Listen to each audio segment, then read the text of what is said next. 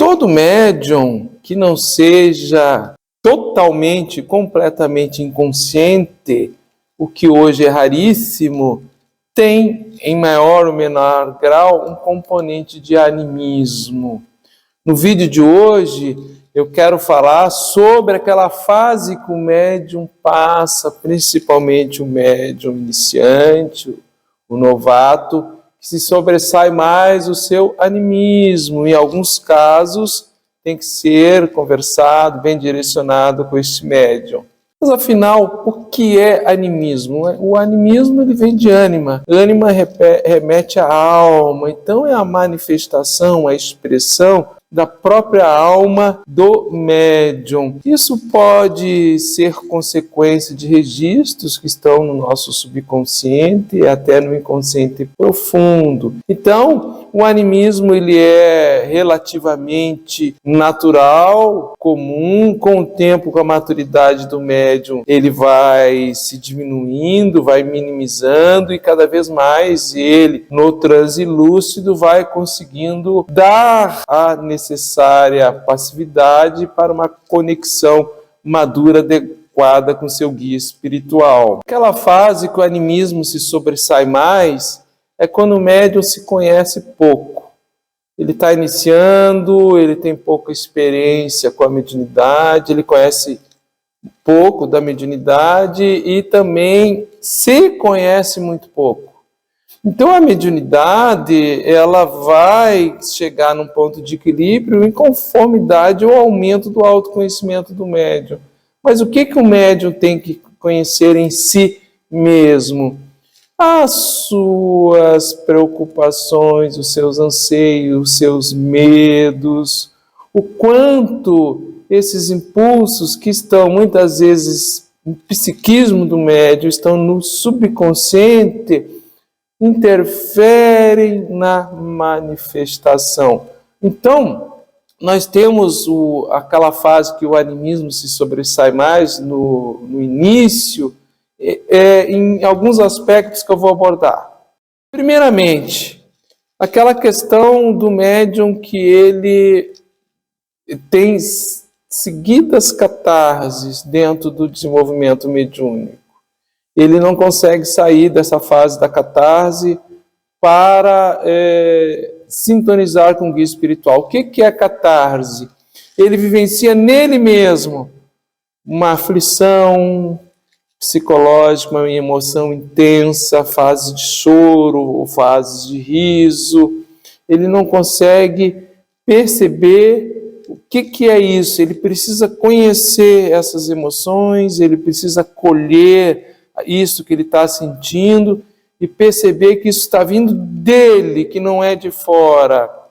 Porque o desenvolvimento mediúnico na Umbanda não tem o objetivo, não é a finalidade, se fazer a atração de espíritos desencarnados para que hajam a manifestação no médium. Não que isso não possa acontecer eventualmente, pontualmente, mas não é regra. Então o médium ter uma catarse, de vez em quando, faz parte. Agora começa com regularidade, é um componente anímico que tem que ser trabalhado, tem que ser dialogado com esse médium, ele tem que reconhecer as suas emoções, os seus sentimentos e, a partir daí, tentar, num esforço próprio dele mesmo, estar num ponto de equilíbrio interno psíquico para que ele consiga dar uma passividade adequada para os guias espirituais. Nós temos que fazer esse dever de casa.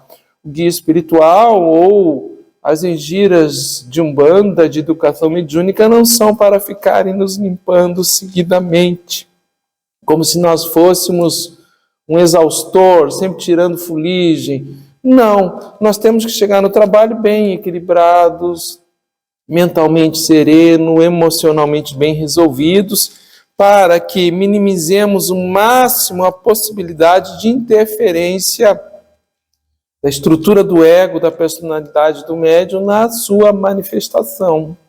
Então, há uma projeção subconsciente, eu chamo impulsos reativos que estão no subconsciente, que isso no início vem para a manifestação mediúnica. Vencida essa primeira fase, e nem todos passam por essa fase da catarse, nós temos aquela fase da manifestação anímica.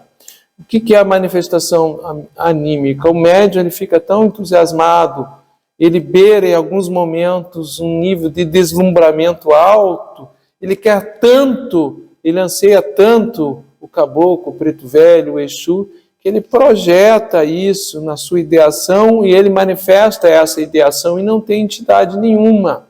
Esse médium, por vezes, ele chega no terreiro com a mente cheia de estímulos, muitos vídeos que ele viu, incorporações, isto e aquilo, e ele fica influenciado por isso, ele não consegue serenar a mente, e na hora da manifestação isso vem à tona. Então, o zelador diligente tem que ter a habilidade de perceber essas nuances, trabalhar isso no tempo, na estrutura psíquica do médium.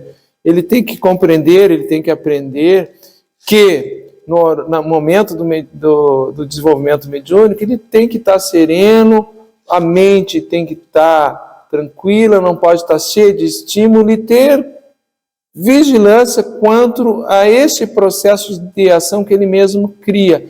Nós temos que estar, na hora do desenvolvimento mediúnico, as casas que têm giras de desenvolvimento mediúnico, receptivos àquilo que nós vamos vivenciar. Não botar o cavalo na frente da carroça. Nós já idealizar antecipadamente o que nós vamos manifestar. Isso é feito de forma subjetiva, às vezes não intencional, não é uma mistificação, mas é um médium imaturo que ele se encanta, ele se deslumbra muito facilmente.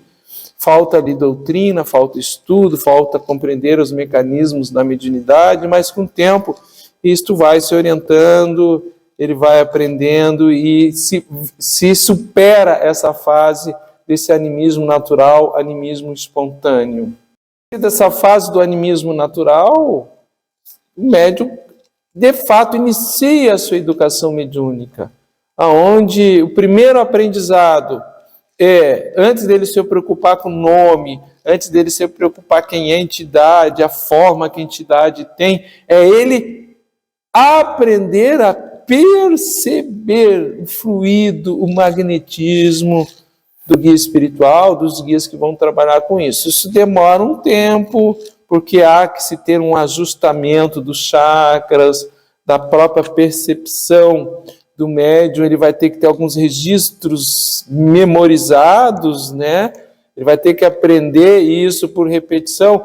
O que é uma irradiação de Oxóssi, o que é uma irradiação de Ogum, o que é uma irradiação de Xangô, de Omulu, Baloaê, os orixás que são trabalhados nas casas, porque cada chamada, cada canto, ele vem fechado no orixá. E aí, isso se descortinando, e vai ter aquele que se sobressai, ele vai perceber que ele é mais sensível para Xangô, mais sensível para Ogum, ou para Oxóssi, ou para Oxum, e assim sucessivamente, e a partir daí ele vai começar a identificar o guia espiritual que está vindo e fechado nesta vibração.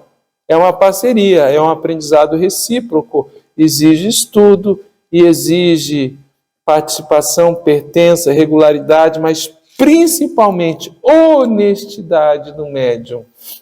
Não há que se imitar ninguém, não há que tentar ser aquilo que não se é acolher, se aceitar na sua mediunidade e tentar ser o mais honesto, mais sincero possível, e que venham os guias espirituais que estão já previstos no seu Eledá antes dele reencarnar, porque eu digo, ninguém coloca o guia espiritual, ninguém planta um guia espiritual. O guia espiritual, ele se descortina, ele se mostra para o seu médium naturalmente. A partir daí se vêm as confirmações quando é bem acompanhado pelo zelador, pelos dirigentes, diretores de rito, experientes, mais maduros para fazer esse acompanhamento. O animismo faz parte. Não tenha medo dessa palavra, temos que entender o que é o animismo, não podemos, não devemos estigmatizar esses médiuns nesta fase mais anímica e sempre temos que estar atentos, nos colocando como eternos aprendizes, porque os desafios da nossa vida, aquilo que nos faz oscilar no nosso emocional, nos faz sair do nosso centro de equilíbrio, de vigilância, qualquer um de nós, a qualquer tempo, pode chegar num determinado dia, numa gira, e perceber que está mais anímico, que não está bem sintonizado. Podemos até solicitar naquele dia não trabalhar, ficarmos no apoio, ficarmos na irradiação, nos concentrando, isso faz parte. Nós somos seres humanos, nós somos falhos, somos eternos aprendizes, estamos todos em evolução. Humildade, disciplina, regularidade, nesta era da mediunidade consciente, estudar e a partir daí, sim, é possível a gente superar essa fase do animismo natural e entrarmos num ponto de equilíbrio com essa mediunidade tão dadivosa, tão misericordiosa que Deus nos deu nessa Umbanda de todos nós. Então, muito obrigado. Até o nosso próximo vídeo aqui no canal Universalista EAD.